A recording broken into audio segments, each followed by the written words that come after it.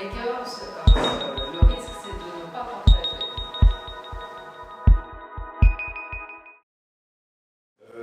Juste un petit rappel de contexte, innovation, je pense que c'est un peu le mot fourre-tout dans les entreprises, c'est devenu un peu le pilier stratégique de toutes les entreprises. Donc, plutôt que de parler d'innovation, moi je préfère parler de deux choses qui sont un peu différentes, un peu plus précises. La première, c'est la conception réglée.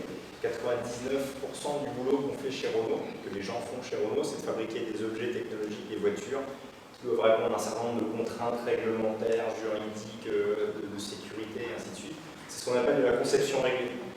J'ai mis cette image-là parce que la conception réglée, en gros, c'est tracer une route à travers une forêt.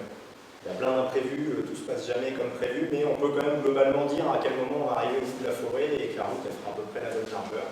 C'est ce qu'on appelle de la conception réglée. En regard de ça, il y a un peu une activité complémentaire et différente. C'est la conception innovante. La conception innovante, si on reprend l'analogie de la forêt, c'est plutôt, voilà, il y a une forêt, il faut aller l'explorer. Qu'est-ce qu'il y a d'intéressant dedans? Et je ne sais pas au départ ce que je vais trouver d'intéressant. Peut-être ça va être de faire une route pour relier deux choses. Peut-être ça va être d'aller trouver un point d'eau ou une mine d'or. Dans un café du commerce, il y a deux choses qui sont intéressantes et notables. Il y a la convivialité, donc ça c'est important et c'est ce qu'on amène avec notre communauté en interne. Il y a aussi de la perturbation. Ça peut être négatif si c'est juste pour foutre le bronze et empêcher les gens de dormir, mais ça peut avoir un côté sympa parce que ça permet de frotter un peu les gens, d'ouvrir, de décloisonner, de faire.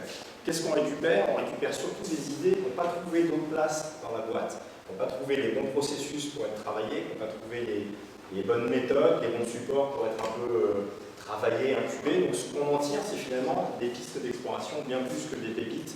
Si je dois décrire ce que c'est un bac à sable, c'est sûr. C'est un bac à sable pour démouler des idées, pour les creuser un peu en prenant notre temps aussi. Moi, c'est à ça que je sers. Je suis là pour faire un peu le coach de conception qui dit non, on ne se jette pas tout de suite sur la première solution technique qui nous vient à l'idée. On a le droit de se poser des questions un peu plus larges sur qu'est-ce que c'est les tendances qui collent à ça, est-ce que les gens ils ont envie de ce genre d'idées, de sujets, de manière de traiter le sujet.